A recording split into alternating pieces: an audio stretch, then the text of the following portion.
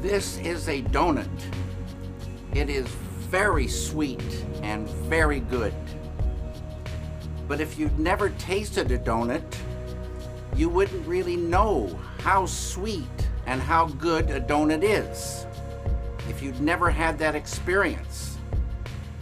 Transcendental meditation is like that.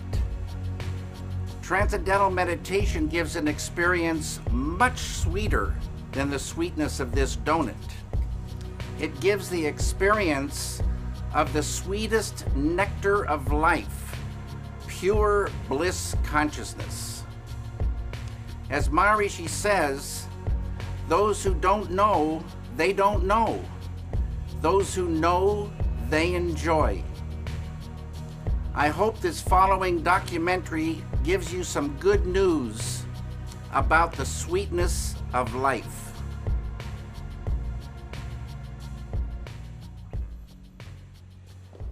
Donc, on tourne en fait là, hein, donc tout va bien. So, David, the Maharishi teaching in your life. Are we rolling? We are rolling. Oh, okay, okay. The Maharishi teaching in your life, how did it all start? Can you tell us the story? Yes.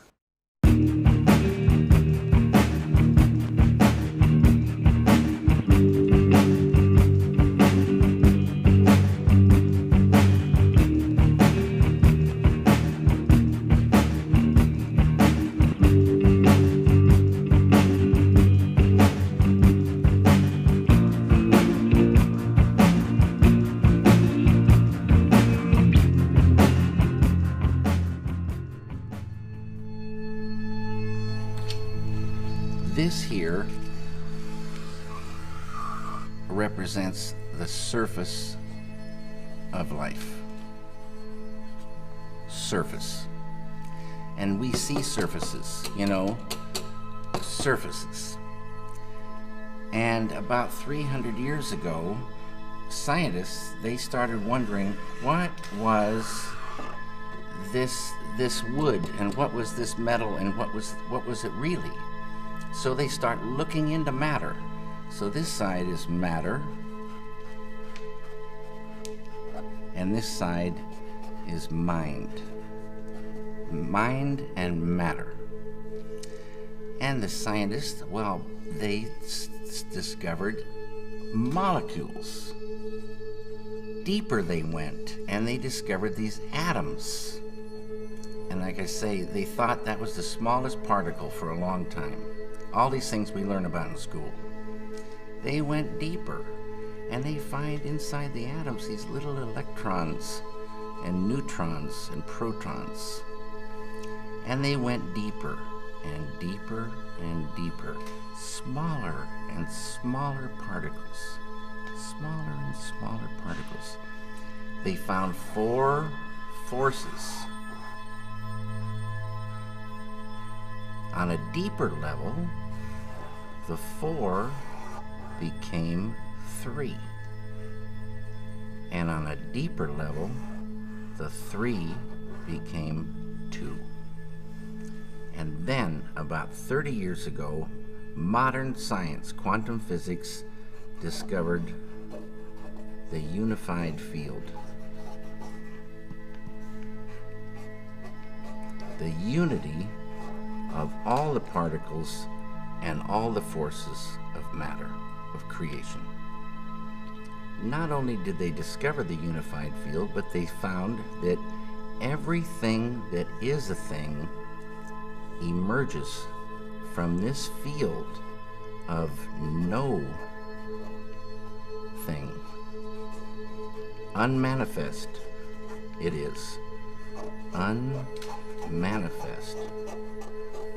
It is no hyphen thing, but all things come from it. Anything that is a thing has emerged from this field of unity. It's oneness. The scientists know this exists, but if they wanted to get there, you can't get there. It's unmanifest. You can't walk into this field. But any one of those scientists could practice a technique, transcendental meditation, which Remember, true happiness is not out there. You're given a mantra. A mantra, a very specific sound, vibration, thought. Very specific. It needs to be life-supporting at all deeper levels. And that mantra that you're given, that Maharishi gives, the key that opens the door. The mantra turns the mind within. Turns the awareness within. And you naturally dive. Why is it natural? Because each deeper level of mind and each deeper level of intellect has more happiness. And the deeper levels of mind and deeper levels of intellect correspond to deeper levels of matter. At the borderline of intellect, you transcend. Transcend is the key word. It means to go beyond. You're going beyond field of relativity, duality, experiencing oneness. Pure, unbounded, infinite consciousness.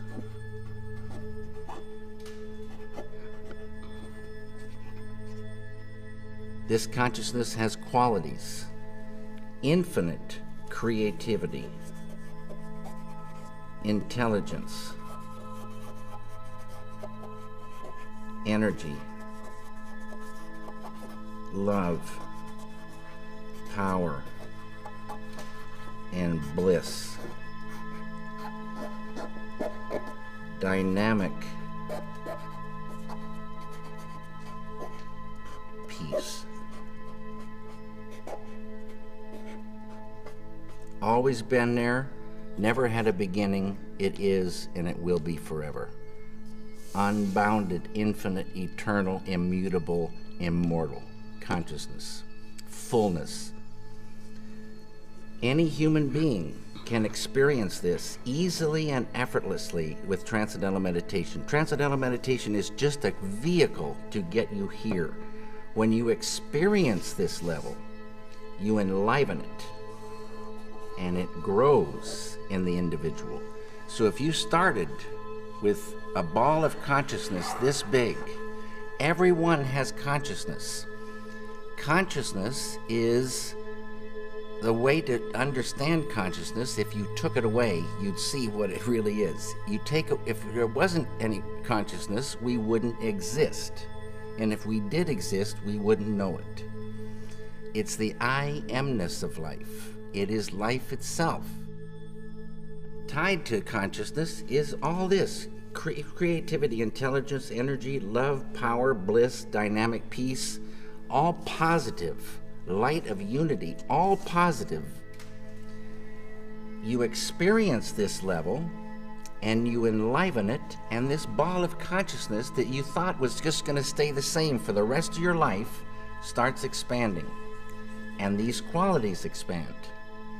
So day by day, you're growing creativity, intelligence, love, energy.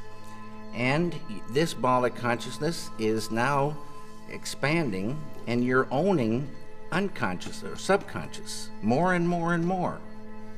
Side effect of the growth of this consciousness is negativity starts to recede.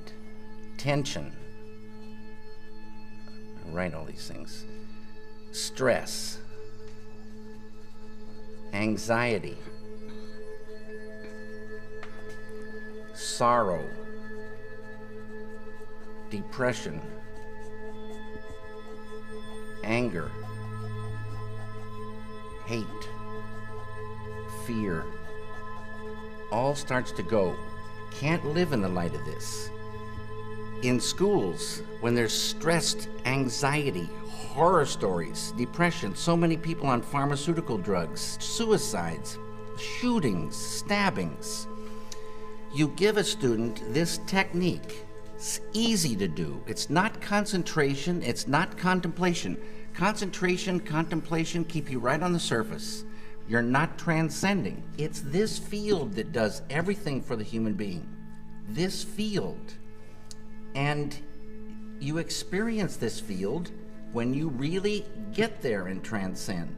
This is transcendental consciousness. It's, you know, there's so many names for this field. The Tao, Kingdom of Heaven, all these names for this one field, the absolute, totality. In Vedic language, this field is called Atma. A-T-M-A, means the self, with a capital S. Know thyself. Get there. Know it by being it. Unfold it. And what you're doing is unfolding your full potential as a human being. Your full potential of the beautiful human being is called enlightenment. And people can unfold their enlightenment. And man, you are not angry anymore? No, I told you, that anger lifted away without trying. Poison to the artist, poison to the environment, poison to the human being, lifts away without trying. But it's not that you become numb and sleepy and don't want to work. You get more energy, more enjoyment of the doing. And negativity lifting means that conduit of the flow of ideas, the flow of creativity, is not cramped by that. Negativity restricts that flow. So, you know, and you can still have righteous anger, being very strongly for something or against something, beautiful. But the kind of anger that is just bitter, just like selfish kind of anger, no one wants to be around this kind of person, and the person's poisoning themselves. The person can't work so good. That's mind control. Negativity is really mind control. Depression controls the mind now. Can't work. Anger controls the mind. You can't work. Sorrow. Some people hold sorrow for years. And you want to visit them and cheer them up, but it doesn't do anything. You get them the chance to transcend and watch what happens. Sorrow will lift away. They'll be back on the road. You started 34 years ago to go deeper and deeper into that spiritual journey, but it's lately only that you decided to go public about it more and more. What was the ignition point, or in your life or in the world, that made you want to talk about it? What happened? This right here. Water the Root Peace Creating Group. This one here, I don't know where over there. This is the individual here, and the same phenomenon happens with a group. Lots and lots of people, square root of 1% of a population. So, like I said, for France, 750 or 1,000 do the thing. A group, quadratically more powerful than the same number scattered about. And this is a thing, like my friend Dr. John Hagelin says, if you have two loudspeakers and they're separated, you have one volume, you put the two next to each other and you got the equivalent of 4 loudspeakers. You put 3, you've got suddenly the 9. It's called constructive interference. It's a real thing. A group, close, doing the program, advanced techniques.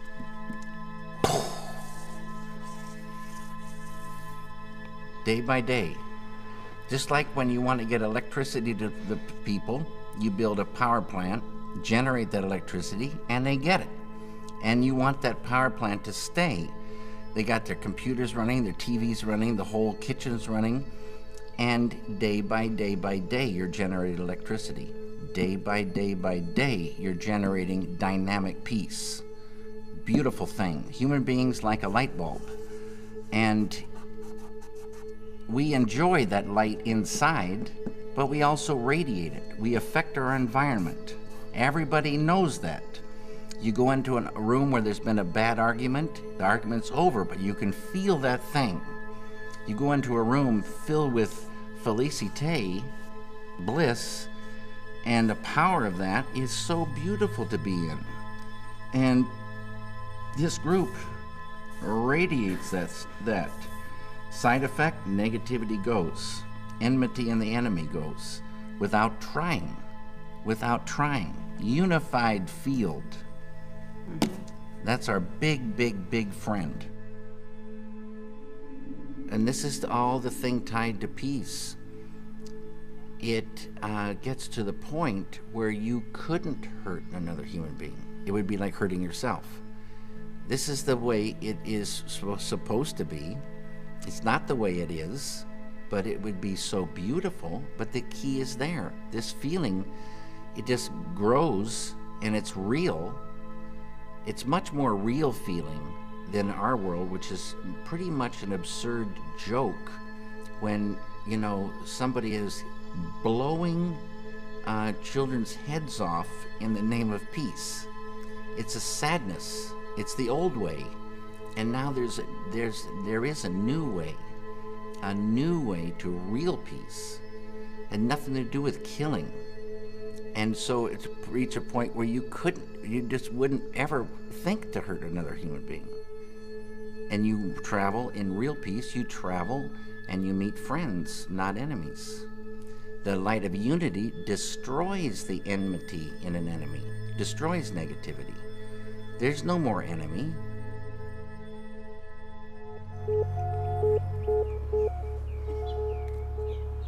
I hope you enjoyed this documentary.